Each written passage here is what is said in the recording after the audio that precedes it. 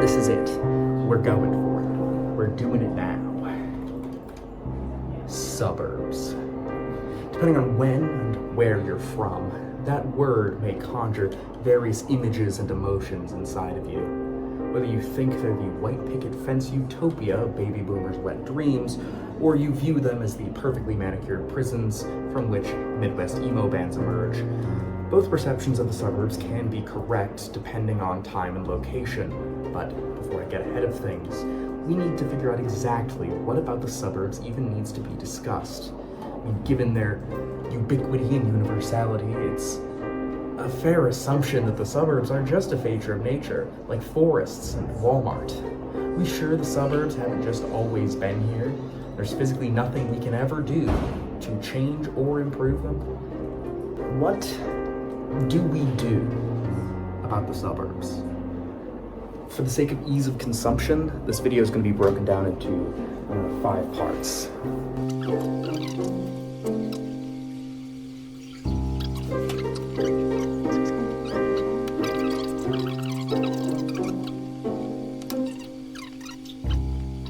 Professor Larry Bourne is a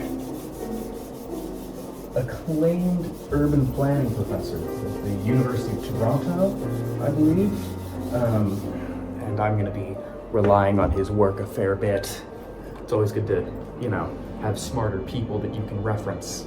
Now, Larry Stewart Bourne defines a suburb as residential areas that exist outside of the city, physically and politically, while still existing within its satellite upon the urban fringe. Now, that's a damn good definition. He knows what he's talking about. So for this and future sections, I'll be referencing his work a lot.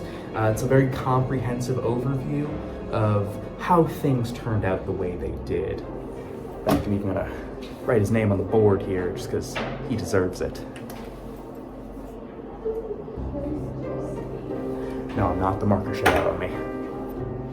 Okay, I'm back with a better marker this time. Where was I? Now, Larry Bourne and his definitions play a big part in the formation of the research that I did for this paper and subsequent video. Props to Larry, big dog. Now, as good as his definition is, I do pose a slight alteration for it, for our purposes today. I want to add the caveat that the suburb must be disconnected from the city. Transportation systems can't be funded by municipally funded transit. There we are, third tries the charm. And be only reachable by car or walking extreme buses to the nearest bus stop. This is very important. We aren't doing any of those mamby-pamby Chicago suburbs bullshit where you still have access to the loop. I don't have access to the loop, and I would fucking kill for it. Every time I mention the suburbs, it's imperative that you keep that in mind. That's the kind of this, I'm gonna put it in post. This is the kind of suburb that I'm talking about. Not like the Bronx, that's basically a city.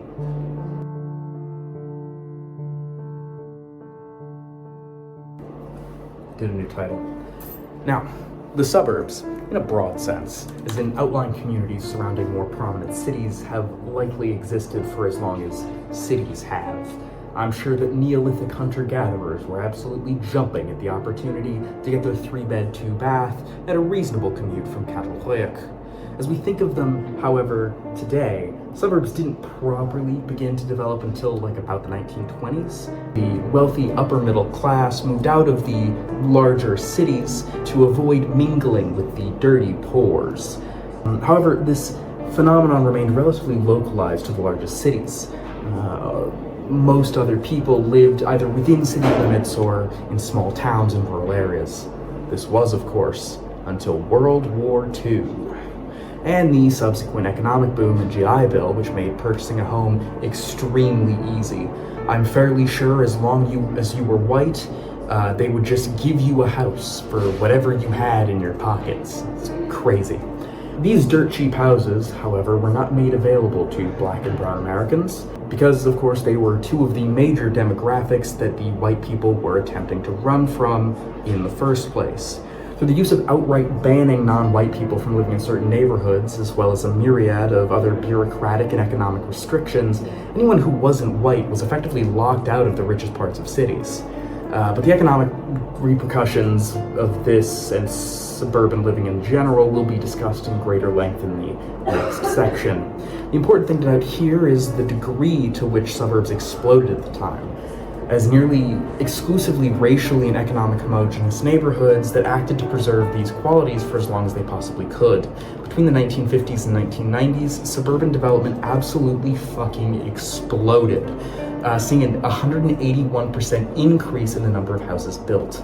This colossal construction effort was underwritten with federal money and ended up not only segregating cities more by class than they already ever were, an admittedly impressive feat, but also insulated white wealth from being spent on schools and other public infrastructure that would benefit people outside of the suburbs, mostly brown people.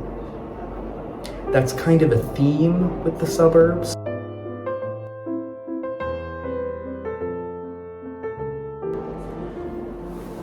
The new header as well. So I'm going to keep this short, as I would rather be subjected to a CIA black site than have to discuss economics in depth.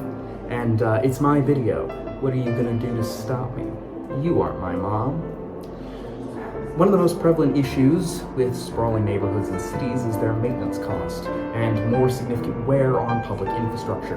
By having massive complexes of suburban streets, a great distance from city centers, the number of roads, sewers, electric and water lines cost more to maintain in neighborhoods that are further from the city.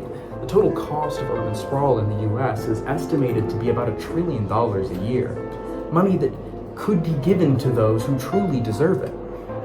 Defense contractors. The economic costs of this suburban seclusion are not only borne by municipal governments, although the sufferings of city treasurers should always be kept in mind, but also affect those who are separated from the benefits of the city and the personal connections that come with greater density. There's more economic opportunity in compact towns and lower housing and transportation costs, forcing long commute times almost exclusively by car, which worsens road wear. The financial impacts of the suburbs are undoubtedly more complex than I have time or intelligence to present here. It's a complicated, multifaceted issue with many moving parts, caveats, and invested groups. However, for the sake of this video, these are the two greatest factors to consider when discussing suburban redevelopment, at least that I can tell from the research that I have done. Sources in the description, cited improperly, of course. I have no respect for the Modern Language Association or the American Psychological Association. They're a bunch of goddamn nerds, and I will not bow to their will.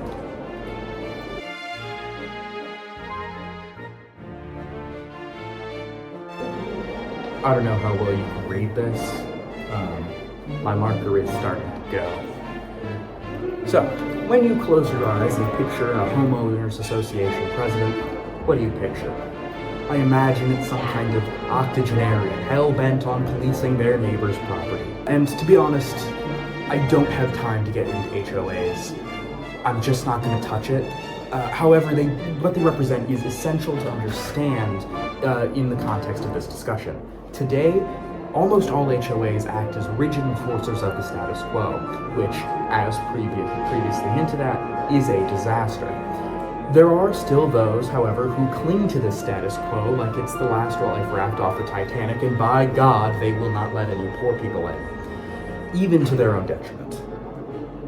As the US housing market collapses inwards due to practically no housing in between apartments and McMansions left being built in the US, and so much developed land is given over to sprawling, endless suburbs that do not meet the housing needs or budget of tens, if not hundreds of millions of Americans, instead working towards infilling some of these neighborhoods with different kinds of housing or redesigning roadways to no longer have cul-de-sacs. Which is another side tangent. The cul-de-sac is the stupidest road design possible. We don't have time to get into it again, but it's designed to be a dead end. Consider for half a second the implication for first responders. It's stupid. Who designs a road to be a dead end? Anyways. Many prefer the status quo and are entitled to their opinions despite it being wrong. Source, me.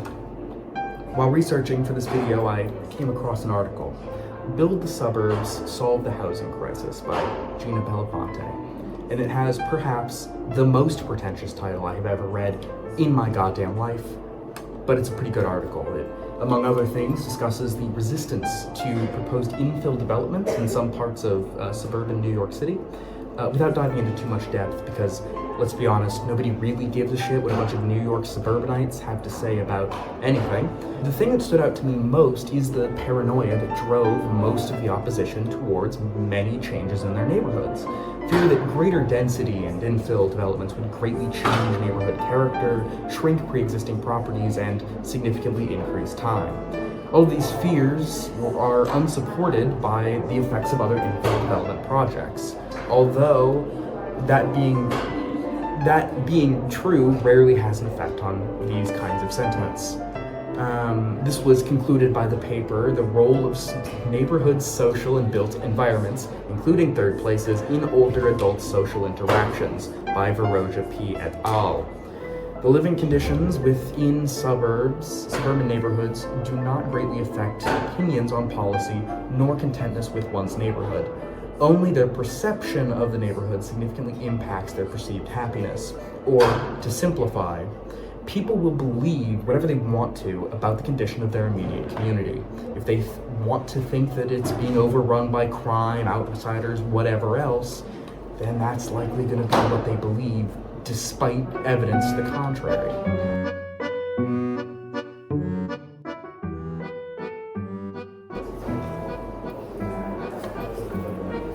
Alright, so, where's all of this going anyways?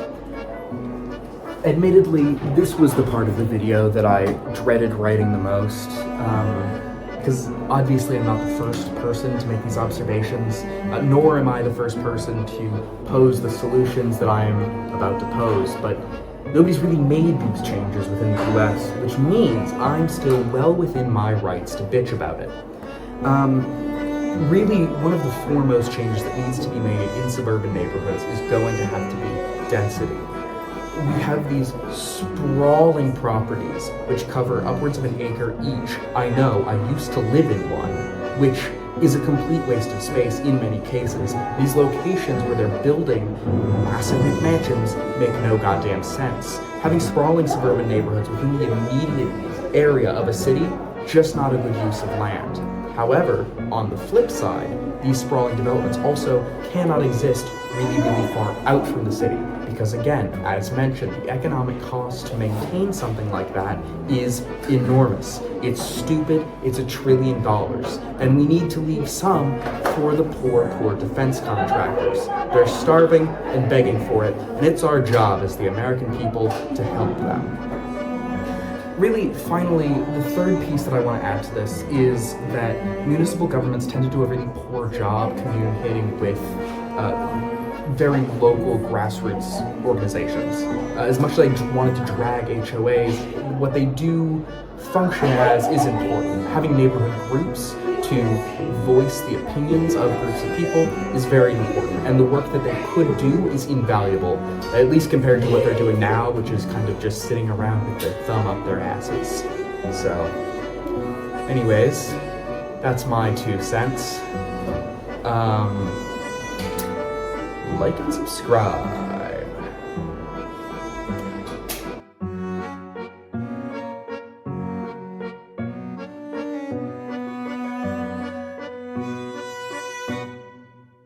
So, Attention, the main library building will be closing in 15 minutes at 10 o'clock. Library's closing.